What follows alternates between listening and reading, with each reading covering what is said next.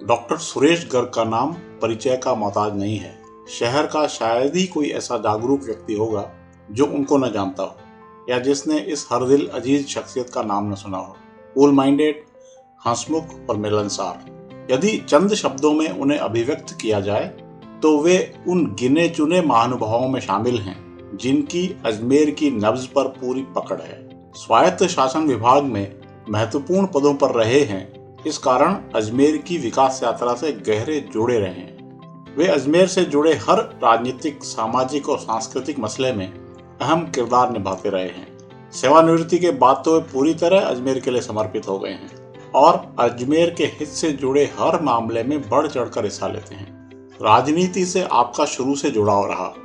लोकसभा व विधानसभा चुनाव में कांग्रेसी प्रत्याशियों के लिए खुलकर काम करने की वजह से भाजपा शासनकालों में अजमेर से स्थानांतरित होकर बाहर रहना पड़ा।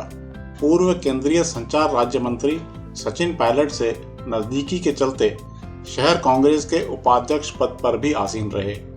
एक बार उन्होंने विधानसभा चुनाव के लिए नामांकन पत्र भी भरा था, मगर मुख्यमंत्री अशोक गहलोत के आग्रह पर अपना नाम वापस ले लिया। कांग्रेस के कई बड़े नेताओं से उनके निजी ताल्लुकात हैं। स्थानीय भाजपा नेता भी उनसे सलाह मशवरा किया करते हैं। वे आयुर्वेद चिकित्सा पद्धति और होम्योपैथी की गहन जानकारी के कारण भी लोकप्रिय हैं। सेवा भाव के चलते लागत मूल्य पर ही दवाई दे देते हैं। यदि कोई निर्धन आ जाए तो उसे मुफ्त में ही दवा देकर स्वयं को भाग्यवान समझते हैं। इस कार्य में उनकी धर्मपत्नी श्रीमती शोभा गर्ग भी हाथ बटाती हैं। उन्हें भी खासा अनुभव है। कहते हैं कि हर पुरुष की सफलता में महिला का हाथ होता है। यह कहावत गर्ग दंपत्ति पर सटीक बैठती है।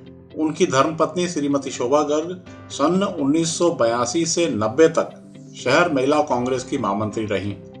स्वर्गीय श्री किशन स्वरूप जी गर्ग के घर 13 फरवरी 1948 को जन्मे डॉक्टर गर्ग ने एमए व एलएलबी तक अध्ययन किया है और बायोकेमिस्ट व आयुर्वेद रत्न की शिक्षा भी अर्जित की है। उन्होंने 14 साल तक जन स्वास्थ्य अभियांत्रिकी विभाग में सेवाएं दी और उसके बाद 28 साल तक राजस्थान नगर पालिका सेवा में रहे और अधिशासी अधिकारी के पद से सेवानिवृत्त हुए। सरकारी सेवा के दौरान कर्मचारी संगठनों की गतिविधियों से भी जुड़े रहे।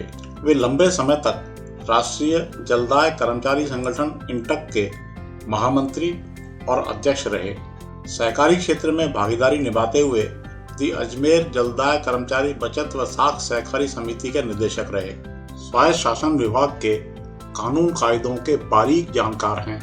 यही वजह है कि नए अधिकारी उनसे मार्गदर्शन लिया करते हैं। समाज सेवा के क्षेत्र में भी आपकी सक्रियता रही है और 1970 से 78 तक स्वयंसेवी संस्था Indian Institute of Women Organization में निदेशक रहे।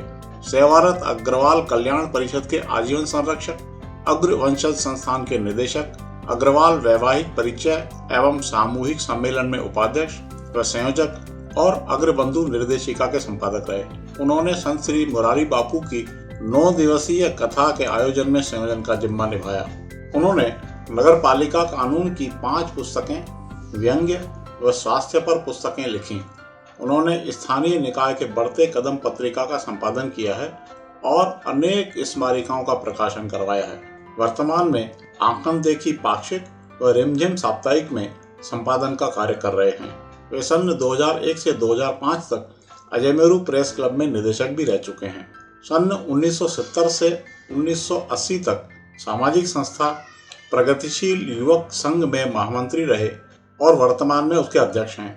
अजमेर एट ए ग्लांस पुस्तक की परिकल्पना उनकी सोच से ही उपजी।